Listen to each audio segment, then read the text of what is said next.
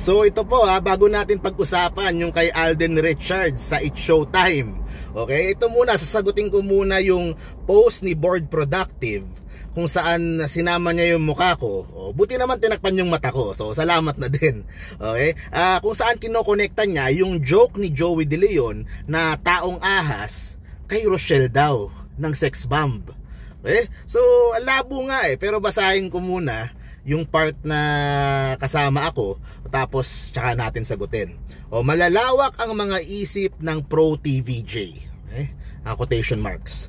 Pakitanong naman sa pro TVJ vlogger na may malawak na isip, so parang ako yon yung pinapalinggan niya dito, na tulad mo kung ano yung sinabi daw ni Joey De Leon tungkol sa mga tao na ahas na kasabay ng guesting ni Rochelle Pangilinan sa Eat Bulaga. Sino yung tao na ahas?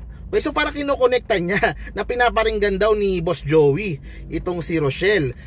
Sa akin kasi, simple search lang sa page ng TVJ. Diba? Search mo lang sa Facebook. Lalabas yung joke na yon ni Boss Joey. Ginawa niya nung Friday. Okay? Friday, hindi pa namin alam na si Rochelle ay lalabas sa tape. Okay? So, hindi ko nakita nung Friday, nakita ko the following day na, kaya nung Sabado ko nasama sa live. Yun lang yun. So, magkaibang araw. Sabado yung guesting ni Rochelle, Friday yung joke. Tapos kung papanoorin mong mabuti yung video, sabi ni Boss Joey, itaong ahas, tanong mo kay Miles. Diba? Bakit si Miles? Kasi nga, yung joke ni Boss Joey tungkol dun sa mga hiwalayan na nangyayari ngayon, yung mga Katniel, yung mga, di ba? So, yun yung joke doon, yung sa ahasan ng boyfriend. Di ba? Kaya nga tanong mo kay Miles, kung pinaparinggan niya si Rochelle, bakit si Miles ang sasabihin niyang tanong mo kay Miles? 'Di ba? So simple lang hindi kailangang pinagdudugtong na wala naman ako nakikitang naging problema doon sa guesting ni Rochelle. Doon sa tape, 'di ba? Ang ganda din ng paliwanag niya at siya ay nagpasintabi rin sa mga kasama niya sa TVJ. So sa akin wala nang problema 'yon. Ito lang pinapalaki lang dahil doon sa mga pagkonekta na ganyan. Pero anyway, ito pa pag-usapan po natin. Napakalaking guesting po bukas sa It's Showtime. Si Alden Richards na of course sumikat dun sa Aldab sa Eat Bulaga noon na halos nagpataob sa It's Showtime. Diba? Hindi makalimutan ni Vice ganda yon. Kahit si Mama Vice kinukwento nung time na yon, feel nila parang wala nang nanonood sa kanila dahil yun yung kalakasan ni Alden at ni Maine nung Aldab. So sino mag-aakala na itong si Alden ay mag-guess na dito sa It's Showtime. So big deal din. And ako syempre bilang sumusuporta sa lahat ng mga naging Dabarkads, 'di ba?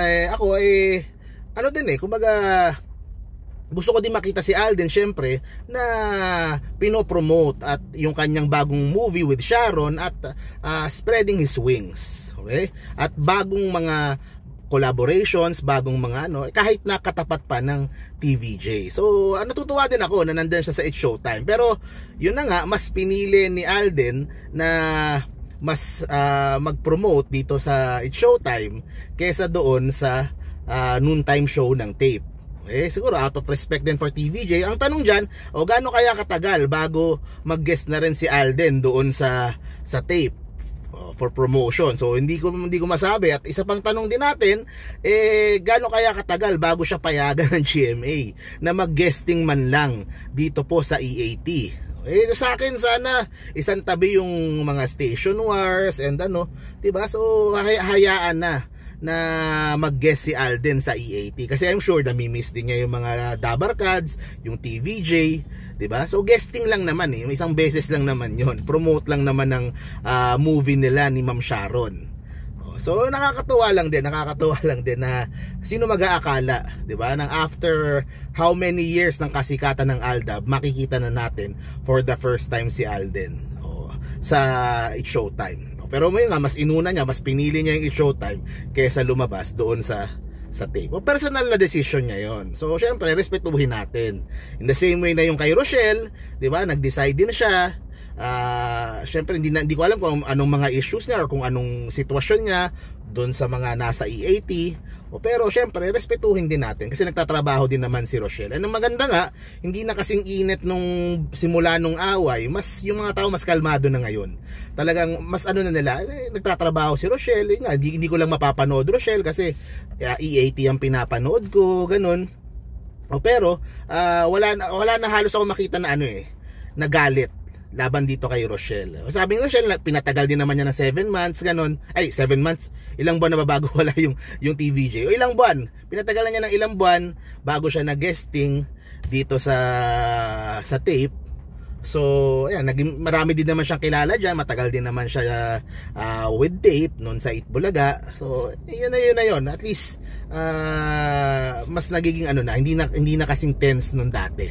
Diba? Minsan lang, napapalaki lang ng mga issue dahil ito, iko-connecta yung ahas doon kay Rochelle na hindi naman siya yung pinaparing. Obvious naman, 'di ba? Ang sabi ni Boss Joey, tanong nyo kay Miles, 'di ba? So yung si Alden, good luck sa inyong movie at kasama din si Miles doon. So magkaka-connecta lahat ng story ako. Ang galing, 'di ba? So alam ko nakikita ko si Miles sa promo nung movie nila Alden at Sharon So good luck sa kanilang movie and yung kanyang guesting bukas sa It's Showtime. And pero syempre, tayong mga Dabarkad sa EAT pa rin nakatutok. Siguro titingnan ko na lang yung mga pictures o yung mga highlights ng guesting ni Alden. Pero we wish him the very best. Being someone na naging importanteng parte ng Dabarkads, 'di ba? I want only the best para sa career nitong si Alden Richards, and hopefully one day maka-get over na dito sa station war na nangyayari at hayaan na si Alden na mag-guest sa PB5 EAT. So yun guys, thank you very much po. See you po sa next video po natin. Stay safe parati guys. Ayan, have a great week ahead, diba?